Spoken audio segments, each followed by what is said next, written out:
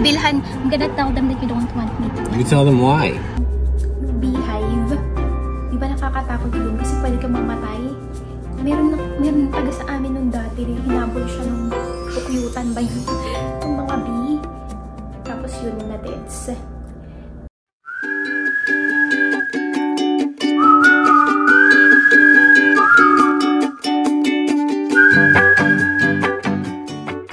Good morning everyone! Welcome back po sa aming channel. So pupunta kami ngayon sa Social Security. Na-mention ko na yun sa aking vlog kahapon. And then marami kaming errands ngayon. Marami kaming pupuntahan. Tapos babalik din kami dito sa bahay. Tapos kanina may nakakatawang pangyayari. Hindi naman siya actually nakakatawa. Parang nakakagulat. Kwento ko sa inyo kung ano nangyayari mamaya. So ayun, punta muna kami ngayon sa aking mga in-laws. May ipipick up lang kami doon. So andito na kami sa aking mga in-laws. Ang init ngayon mga sisis and friends. Katulad kahapon, sabi ni Mr. yan daw, Indian summer na yan. Maglalast daw siya 1 week. Kaya siguro mainit kahapon, tapos mainit pa rin ngayon. Ang temperature is 22 degrees Celsius. So ayun. Kaya it's not a sweater weather. Maski kagabi, mainit. Pero nung umaga, lumamig na siya.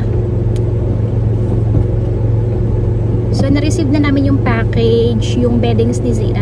Dito kasi pinadeliver ni Mr. sa aking mga in-laws kasi nga yung address namin doon sa bagong bahay. Minimake sure pa namin na makaka-receive kami ng package. Pero ako naman kasi naka-receive na ako ng package, yun yung mga phones na pinadala ng aking client. So, next time pag mag-order siya, doon na ipapadeliver.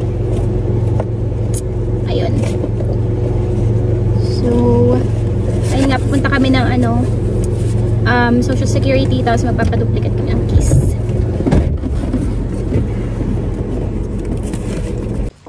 Bisitahin pala muna namin ang aking mother-in-law. Wala dito yung aking father-in-law, nagpi-fishing daw. Ma? Wala pala dito yung aking mga in-laws. Kala namin ito. Yung pusa ni Richie. What's the name of this cat again, love? That's Norma. Si Norma. You watch Zayda. I gotta go see if Norman is inside. So, hinahanap niya isa niya pang pusa, si Norman. Norma and Norman. Hi, Zayda! And currently, nga po pala, siya ay first sa Baby of the Year. Pero mamaya, for sure, na yung number 2 na naman yan. Pag matatapos na yung double voting. Double voting kasi ulit ngayon hanggang 12 midnight Eastern time. For sure mag-donate na naman yung mga friends and relatives ng kanyang number 1 competitor sa kanilang group. Well, pero thank you so much po again sa mga bumuboto kay Baby Zayda. Baby, what's that? Sana po ay tuloy-tuloy lang ang inyong suporta. And sa aming YouTube channel, of course.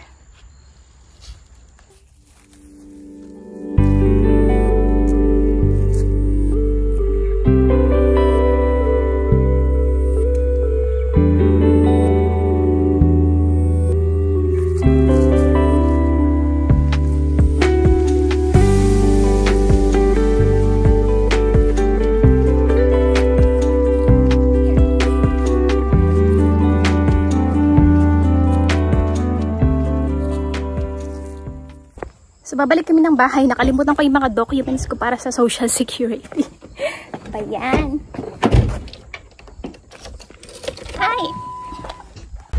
Ayan, nakuha ko na yung aking mga documents. So, punta na kami ng Social Security. Tapos, papaduplicate na ng keys. Ang init, grabe. Sobrang init. Parang hindi fall season.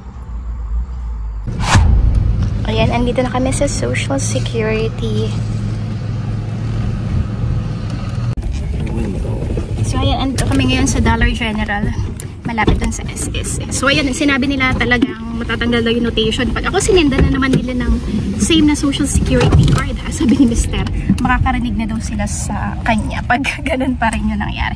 So punta na kami dito sa Dollar General. So ay naghahanap si Mr. dito ng Tutti Frutti ice cream. Sobrang nag-crave siya doon. Siguro buntis ito. Tapos kukuha lang kami ng ano, tabag dito, garbage bag. Malapit kasi ito doon sa pag-duduplikitan namin ng susi. Kaya ditong Dollar General kami pupunta. Did you find it? No, it's impossible to find. I'm on that quest. So ito na ang mga garbage bag. This one I love is citrus. Pretty big. Twist. No, for my... And it needs to be...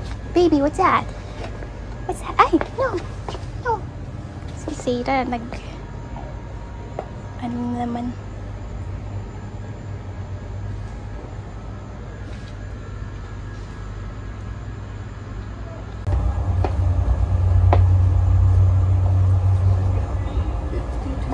They have $1 deal. Bumili kami ng soda dyan sa Trumal. Ayaw kasi ako bilhan. I'm gonna tell them that you don't want me to. You tell them why. No. She has panic attack every single time we get milk tea. Not once in a while when milk tea. Every single time we get milk tea. It's not true. And it's a terrible panic attack. That's she was once in a going to the while. hospital in the Philippines for it all the time. Over and over and over again, going to the hospital for milk tea panic attack. And here, she goes and gets milk tea, has panic attack, milk tea, and she still want me to take her to get milk tea. And I'm It's not not gonna do that bad it. anymore. It's just a little panic attack. It's bad. It's bad. You're not the one who, she doesn't have to sit with her. I have to sit with her. And none of you YouTube people have to sit with her either. It's me who has to sit with her. Tapos sinasabi, ayaw niya ako talaga bilhan ng milk tea. Kahit nagagalit na. Punta lang na kami sa Asian store, tapos sa KFC, doon lang daw.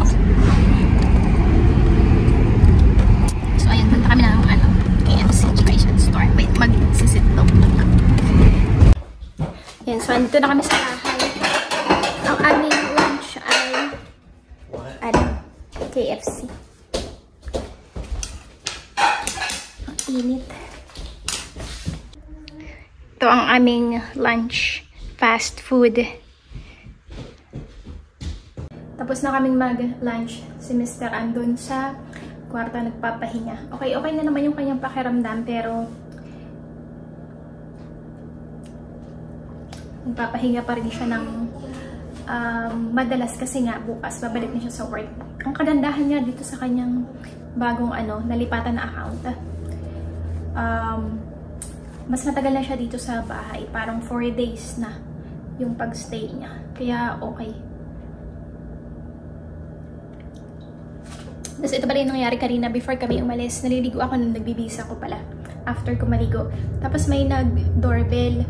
Yun pala yung director ng daycare. So, nangihiram sila ng ng ladder. Meron kasi kaming itong mahabang ladder dyan sa baba. Kasi gusto nilang tanggalin yung yung beehive. Di ba nakakatakot yun? Kasi pwede kang mamatay. Meron taga sa amin nung dati, hinabol siya nung pukyutan ba yun? Ng mga bee. Tapos yun na deads. Tapos yun sa semester yung sa kanila, nag-entertain. Yun nga nangihiram. Tapos nagpapatulong na rin kung pwede nga daw magpatulong na tanggalin yung beehive doon sa may puno, doon sa may daycare. So, nagulat kami kasi diba, parang, diba delikado yun? Bakit? Bakit mo gusto ipagawa sa mister ko?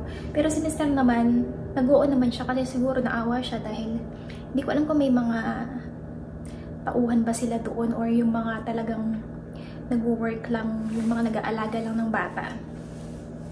Tapos yun, umuo naman si mister. Siya na ang nagtanggal ng beehive. So, medyo kinakabahan nga siya kasi baka mahabol siya ng mga bees na yun. Pero ano naman pala, anong tawag dito? Yung, na siya, matagal na. So, wala nang mga bees doon. Parang naiwan na lang siyang, ano ba tawag doon? Yung hive, pero wala nang nakatirang bees. So yun, buti na lang. Kasi 'di ba? Talagang kakatakot yun. Kasi bago niya gawin, so umakit siya, bumalik siya. Sabi niya, bilisan ko daw magbihis kasi nga, bandayan ko si Zeta kasi nga may gagawin siya. Tapos sinabi niya sa akin, sabi ko, bakit mo kailangan gawin yan? Sabi ko, dapat tumawag na lang sila ng babayaran nila na ibang gumawa. Tapos sabi niya, hindi, okay lang naman na. Tapos, ayun. Nagsuot na lang siya ng maraming ng ano, balot na balot. Pero yun naman daw nga, nung tinanggalin niya, wala namang nakatirang mga bees. Luma na siya. Or parang tuyo na. Hindi ko masyadong nagets yung sinabi niya. Pero wala nang ano, wala nang mga bees doon. So yun, buti na lang. In fairness naman sa kanila, no, mababait sila. Pagka kami naglalaro dito ni Zeta sa my yard, tapos nasa labas din sila dito sa kabila. Nag-hi naman sila.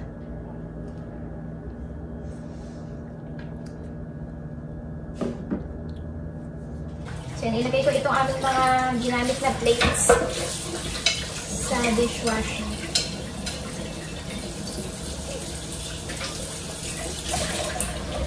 Pero pinis-pinis ko na talagang uminom ng milk tea. Actually, yung nakaraan naman, uminom ako mga 1.5 months ago na lang.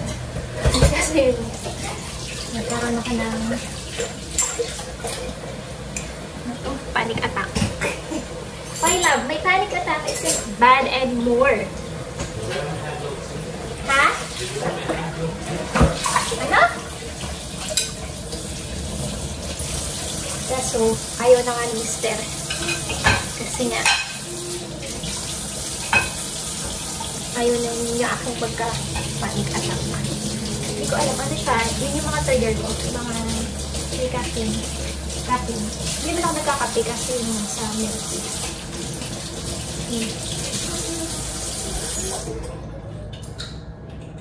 Pero minsan-minsanan lang naman. Naiinis nga ako sa kanya kanina.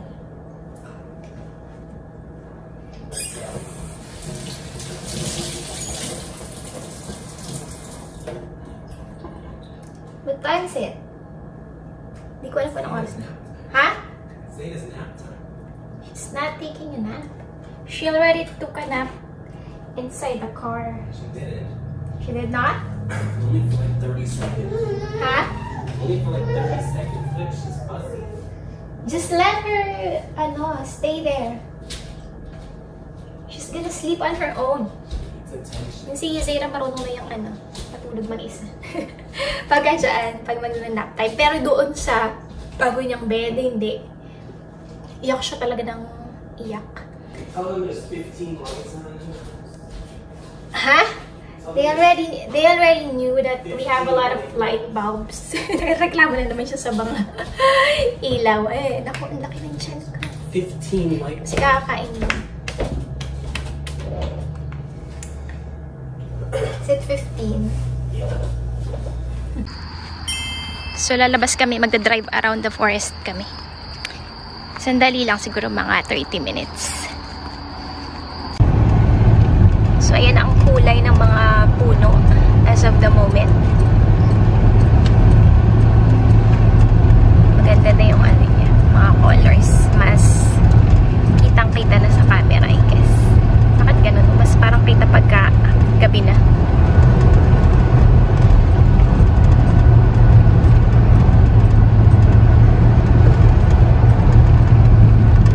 Sabi ko kay Mr. Dad, bumalik kami before 7:30.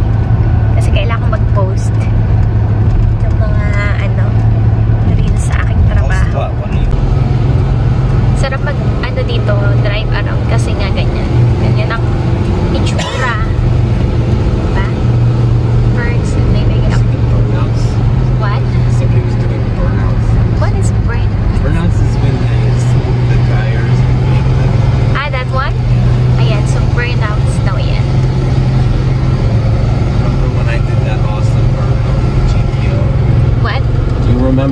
did that awesome No, I don't like it. You tell them about it. It's so annoying. Merong kalokohan na ginawa niya si Mister. You tell them what you did. It's just a burnout when you spin the tires and make the smoke. Yeah, and it was very scary. Did you see all the smoke? Yeah. That's a burnout. Nagalit talaga ako sa kanya. When was that? Was it last week or 2 weeks ago? 2 weeks. It's artificial. Pagka dito sa camera ko, parang aliwaliwanag niya. Pag sa personal lang, ang dilim. Baliktad pagka araw, pagka umaga. So pagka wala kaming magawa, ganyan ang aming, anong tawag dito, pinagkakabalahan. Ikot-ikot dito sa kagubatan.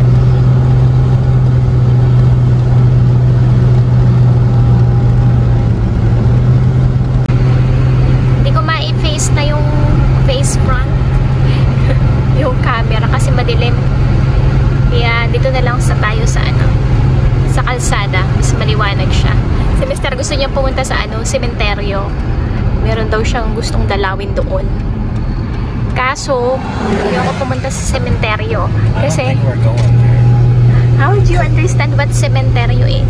Why would you think I would not? Do you already perfectly understand Tagalog, Filipino? I don't think you can drive up into there. It might be a gate closed. Yeah. Tsaka ayoko din pumunta dun kasi baka mamaya mabati to si Zayra. Hindi wala pa kayo sa mga bati-bati.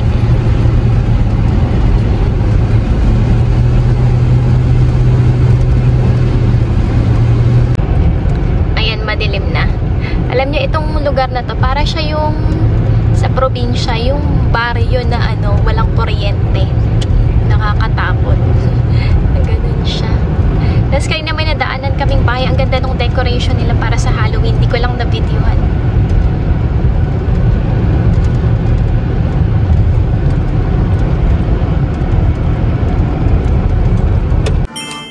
Nakauwi na kami. Ayan, umiinom ako nitong aking favorite drinks.